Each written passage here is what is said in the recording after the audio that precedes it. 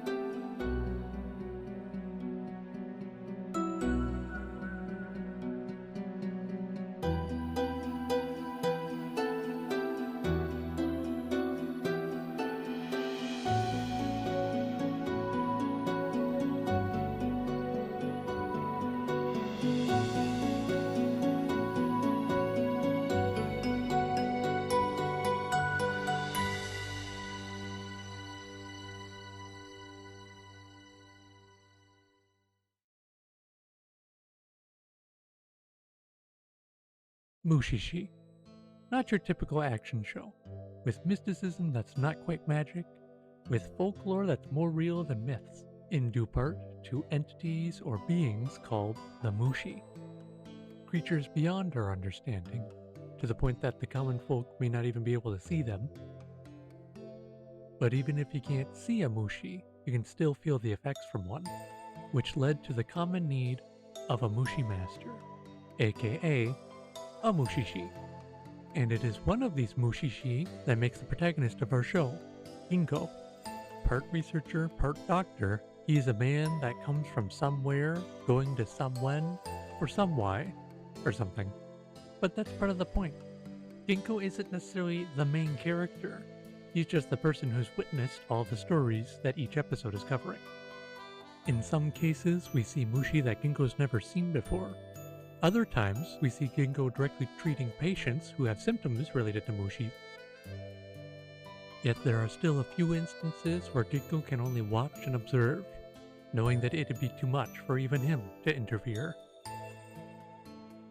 But that doesn't mean that he's clueless. Ginko always seems to have at least a little bit of information about what sort of Mushi could be causing this event. In fact, it's primarily through him answering the questions of his patients that we learn about the world of Mushi. In many cases, they can be harmless, other times easily cured. But don't be fooled, even the Mushi can be quite sinister.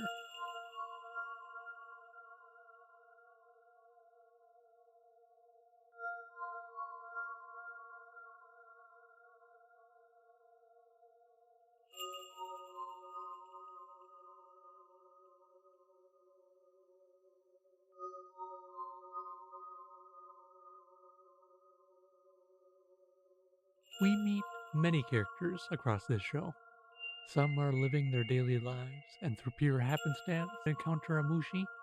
Other times, they directly seek out Mushi as a means to their own ends. With this format, each episode becomes its own mystery, trying to learn how things came to be without the high stakes of learning who was murdered and who wanted them dead. It's calming. Not to say there aren't any stakes at all, but things are on a much smaller scale. Instead of worrying about the fate of the world, we see the story of a single patient, a town, or a single event. And since these events aren't on a countrywide scale, it makes the actions of Ginko that much more effective,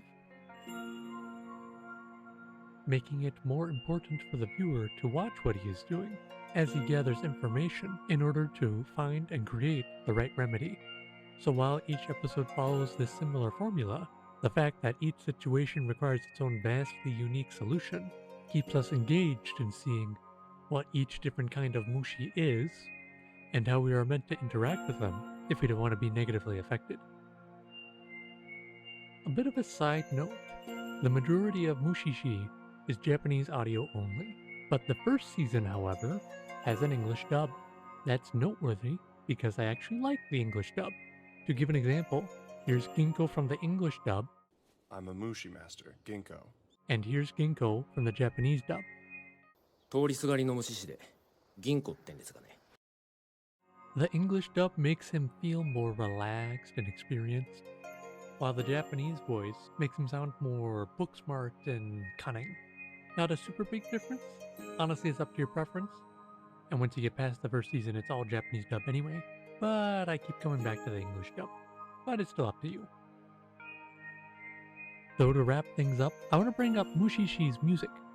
As you've already heard, Mushi-Shi has quite a few calm and serene tracks.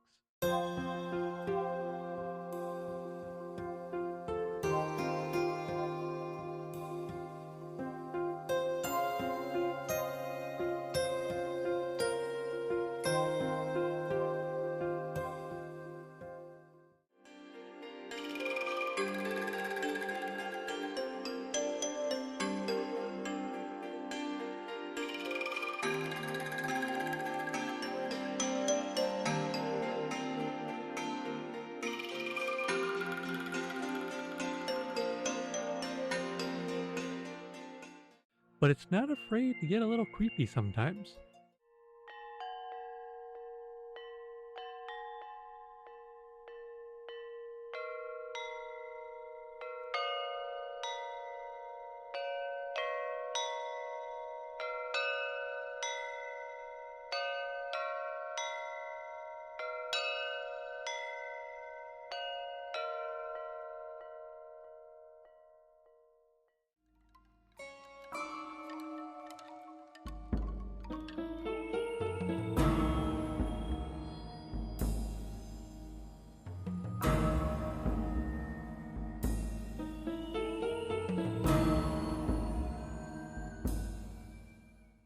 And while it might be few and far between, Mushi-Shi does know how to bring up the tension.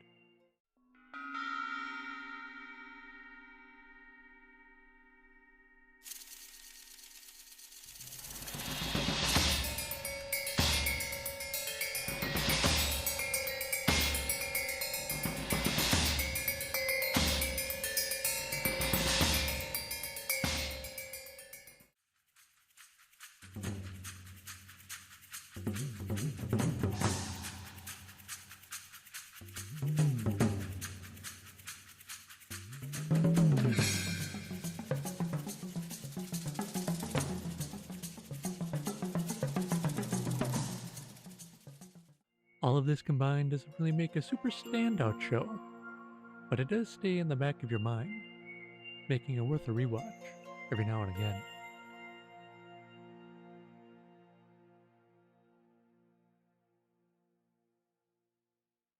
Thank you for making it this far. Please like and subscribe for a better microphone.